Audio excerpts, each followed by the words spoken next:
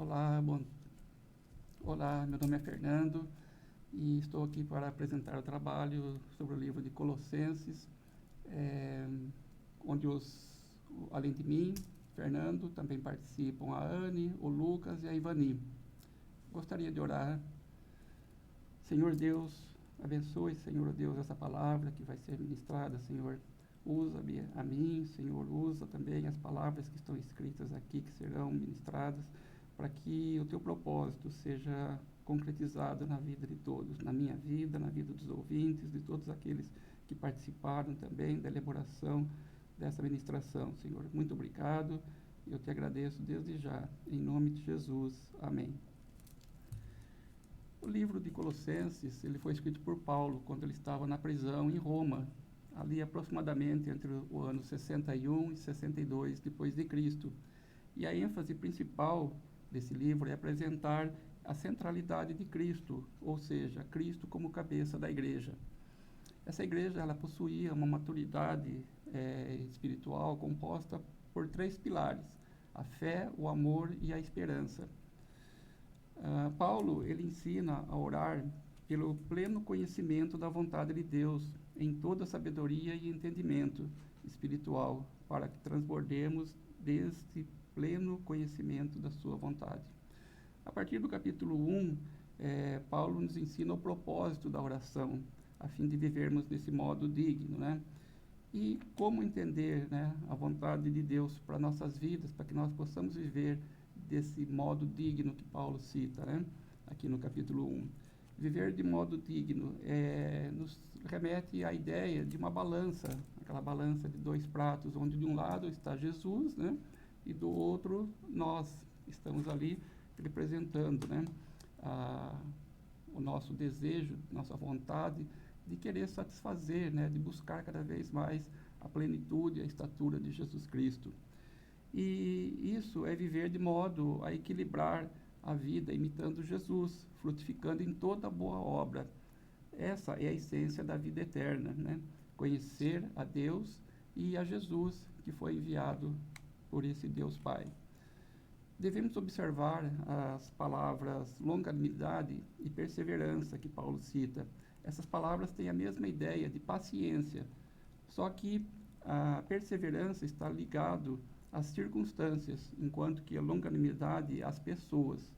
Então, perseverança, né, se refere à paciência com as circunstâncias, e longanimidade à paciência nas circunstâncias, nas dificuldades do nosso dia a dia. Enquanto Paulo diz que se deve ser com alegria, entendemos o porquê. E isso é sobrenatural, pois quem consegue lidar com as circunstâncias difíceis e com as pessoas, muitas vezes, né, com alegria, isso só é alcançado, né, estando em Cristo, porque se é por nossas forças, se torna difícil, porque nós somos limitados, nós temos uma limitação, e em Jesus tudo é possível, né? Pois dentro estamos irados, e somente em Cristo há alegria, pois somente pela graça é que nós conseguimos vencer. A partir do versículo 13, ali do capítulo 1 ainda, Paulo vai falar sobre a obra de Cristo, a redenção, né? Como podemos identificar se estamos no império das trevas ou no império da luz, né? Não é somente Satanás, e sim todos aqueles que estão fora de Cristo, né, que estão no mundo das trevas. Não adianta ser bonzinho, ser influente, né, estar em cima do muro, né, pois o caminho não é largo, e sim estreito. Ou a pessoa está em Cristo, ou ela está no reino das trevas. Deus nos transporta, através de Jesus, para o reino da luz. Nele temos a redenção. Ele nos comprou por um alto preço, o preço de sangue. Paulo continua na sua narrativa falando, né, sobre a obra de Cristo na criação. Jesus é a imagem do Deus invisível. Ele foi enviado para que nós pudéssemos reconhecer a Deus, conhecer melhor a Deus o Pai através da imagem do seu Filho, que foi enviado à Terra e viveu aqui como Deus e também como homem. Jesus é a interpretação clara de quem é Deus. se nós queremos saber quem é Deus, o Pai, é só nós olharmos para Jesus, como ele se portou, o que ele fez, as suas ações, os seus procedimentos aqui na Terra. Alguns olham, né, para Jesus apenas como um ser histórico, como um filho do carpinteiro que nasceu lá em Nazaré. Mas, e muitas vezes eles param por aí, não conseguindo ver a excelência de sua obra como criador e sustentador do universo. Paulo continua mostrando a excelência da sua obra e da obra da sua pessoa, da pessoa de Jesus.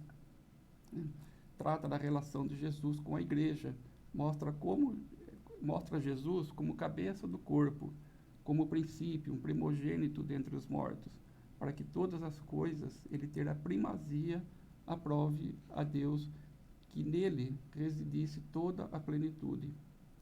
Por que ele é o primogênito dentre os mortos? Quando lemos na Bíblia, vemos algumas pessoas que foram ressuscitadas, tanto no ministério de Elias, de Eliseu. O próprio Jesus ressuscitou Lázaro, a filha de Jairo. Mas todas essas pessoas que foram ressuscitadas voltaram a morrer no corpo mortal. A primeira pessoa que ressuscitou com um corpo imortal, glorioso, celestial, foi Jesus Cristo. E por isso, ele é o primogênito dentre os mortos, a receber a primazia de todas as coisas. E havendo feito a paz pelo sangue da sua cruz, por meio dele reconciliaste todas as coisas sobre a terra e céus. Essa reconciliação também é como se fosse uma quebra, né, de paredes, unindo os gentios, né, e os judeus. Paulo nos diz que Jesus promoveu nossa reconciliação com Deus. Hoje somos uma igreja composta de judeus e gentios, ou seja, todos fazemos parte de um só corpo. Paulo fala ainda da alegria de sofrer pelo Evangelho. Paulo era fiel ao Evangelho, mostrando o ministério do Evangelho, Cristo em nós, a esperança da glória.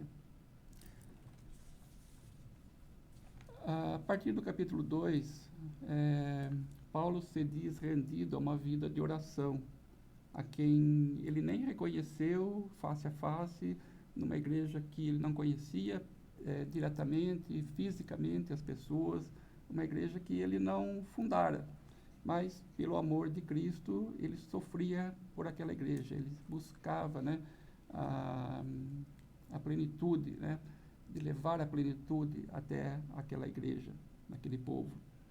Paulo fala da preocupação do ataque da igreja. Ele diz para ficarmos atentos, porque uma coisa é receber Cristo e a outra é andar nele. E esse andar nele é um processo que começa na conversão e vai até o dia da nossa glorificação. A santificação precisa ser buscada mais hoje do que ontem e assim por diante. Cuidado para que ninguém venha enredar em suas filosofias e vãs sutilezas do mundo, Paulo adverte. Cuidado com as mentiras disfarçadas de verdades, legalismo, sincretismo, culto aos anjos, disfarce de humildade, misticismo religioso, asceticismo, que para ser santo devemos nos privar de casamentos, da vida sexual, de certos tipos de alimentos, entre outros. No capítulo 3, Paulo nos mostra a evidência da verdadeira conversão. Quando saber se realmente somos convertidos? Quando desejamos mais coisas do alto do que as coisas da terra. Uma pessoa não convertida não busca o céu. Uma pessoa não morre ímpia e nasce santa. É aqui na terra que determinará o futuro dela na eternidade. Faça as seguintes perguntas a si mesmo. Onde está o meu prazer? O que traz brilho aos meus olhos? Onde está o meu tesouro? Precisamos morrer para as coisas terrenas, ou seja, a guerra entre a carne e o espírito. Quanto mais nos aproximamos de Deus, mais conscientes do pecado somos, e na medida que caminhamos, vamos dizendo não para a natureza terrena. E isto tem que ser todos os dias, durante o nosso caminhar aqui na Terra.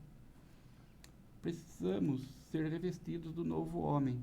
Não basta dizer não aos pecados, é preciso dizer sim para Jesus e ao Espírito Santo. A santificação é evidenciada da verdadeira conversão. Como saber se estamos nos santificando? Precisamos praticar ações de misericórdia, bondade, humildade, mansidão, longanimidade, mostrar, suportar e perdoar. A santificação é mostrada muito dentro de casa, com quem se convive, com nossos irmãos, nos nossos relacionamentos. Suportai-vos uns aos outros, é servir de apoio e de suporte. E qual a medida? A medida de Deus, que nos perdoou, Ele perdoou completamente, eternamente e imerecidamente. Finalmente, no capítulo 4, Paulo encerra sua carta falando sobre a oração, sobre a necessidade de se perseverar na oração, ações de graça, oração intercessória, súplicas, portar-se com sabedoria com os que estão de fora. Que a nossa palavra seja temperada sempre com sal, ou seja, sabedoria. Nos versos finais, Paulo destaca as qualidades das pessoas. Faça isso, elogie as pessoas. A vida cristã é um milagre. Creia em Cristo como cabeça da igreja. Creia na sua redenção. Busque a santificação. Eu gostaria de orar agora, encerrando esse momento. Obrigado, Senhor. Obrigado por esse momento, pela Tua palavra, Senhor, que é viva e eficaz. Que ela venha penetrar em nossos corações, ó Pai. Que ela venha frutificar, que venha gerar frutos, frutos bons, frutos que permaneçam, Pai. Que nós possamos, ó Deus, buscar a santificação, reconhecendo Jesus como o único Senhor e Salvador de nossas vidas. Que possamos, ó Deus, estar alicerçados na Tua palavra, a Sua palavra que é a verdade que liberta, Senhor. Eu te agradeço e peço mais uma vez que o Senhor abençoe a cada um, a cada pessoa, a cada ouvinte, a cada ministrante, que possamos, ó Deus, estar cada dia mais fortalecidos na Tua palavra. Em nome de Jesus. Amém. Graça e paz a todos. Que Deus abençoe.